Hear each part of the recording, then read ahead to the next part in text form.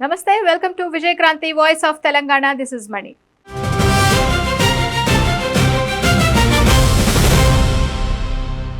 సామాన్యుడికి అనారోగ్య సమస్యలు వస్తే సర్కార్ దవాఖాన్ల దిక్కే చూస్తాడు.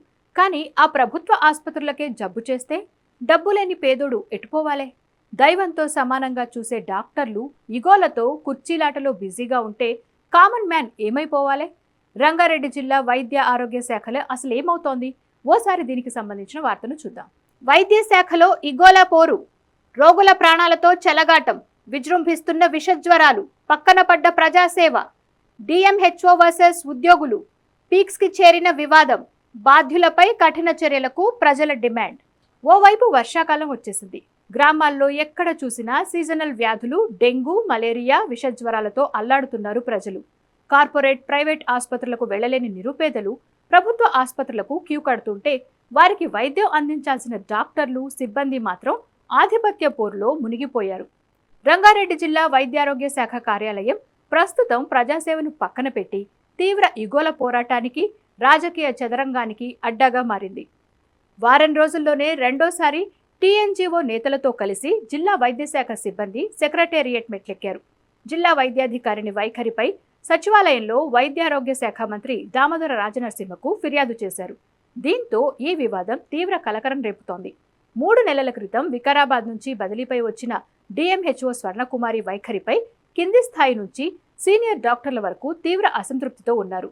సీనియర్ అధికారులను, పిహెచ్సి డాక్టర్లను గంటల తరబడి ఛాంబర్ ఎదుట నిలబెట్టడం, బహిరంగంగా చులకనగా మాట్లాడటం పరిపాటిగా మారిందని ఆరోపణలు వినిపిస్తున్నాయి.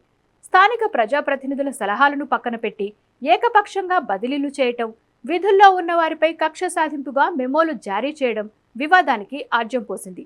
దీంతో ఆమె వేధింపులు తట్టుకోలేక పలువురు డాక్టర్లు సుదీర్ఘ సెలవుల్లో వెళ్లడంతో గ్రామీణ ప్రాంతాల్లో వైద్య సేవలు పూర్తిగా పడకేశాయి. అయితే నాణ్యానికి ఇంకోవైపు కథ మరోలా ఉందని తెలుస్తోంది. హైదరాబాద్కు సమీపంలో ఉండే రంగారెడ్డి డిఎంహెచ్ఓ పోస్టింగ్ అనేది కేవలం ఒక పరిపాలనా పదవి మాత్రమే కాదు, అదొక అపారమైన అధికారాల నిలయం. జిల్లాలోని వందలాది ప్రైవేటు ఆసుపత్రులు, ల్యాబ్లు, క్లినిక్ల అనుమతులు, కోట్లాది రూపాయల బడ్జెట్ కేటాయింపులు, అంతర్గత బదిలీల నెట్వర్క్ అంతా ఈ ఒక్క సీటు నుంచే నడుస్తుంది. పరిపాలన పరంగా ఇది ఒక బంగారు బాతు లాంటి పోస్టింగ్. అందుకే కొత్త అధికారిని వివాదాల్లోకి నెట్టి సాగనంపితే ఆ సీటును తమ వారికి దక్కించుకోవచ్చని కొందరు సీనియర్ వైద్యాధికారులు తెర వెనుక చక్రం తిప్పుతున్నారనే ఆరోపణలు ఉన్నాయి. ఈ కుర్చీల పోరాటం, ఆధిపత్య పోరులో సామాన్య ప్రజలు నలిగిపోతున్నారు. ఉచిత వైద్యం కోసం వచ్చే పేద రోగుల ఇబ్బందులను పట్టించుకునే నాథుడే కరువయ్యాడు. వర్షాలు, విషజ్వరాల వేళ ఆసుపత్రుల్లో ఉండాల్సిన సీనియర్ డాక్టర్లు, సిబ్బంది ధర్నాలు, వినతి పత్రాలు అంటూ తిరగడం, మరికొంతమంది సెలవుల్లో వెళ్లిపోవడంతో జనం ఆగమైపోతున్నారు. దీనిపై వైద్యారోగ్య శాఖ మంత్రి దామోదర రాజనరసింహ, జిల్లా కలెక్టర్ నారాయణ రెడ్డి తక్షణమే స్పందించి తగిన చర్యలు తీసుకోవాల్సి ఉంది.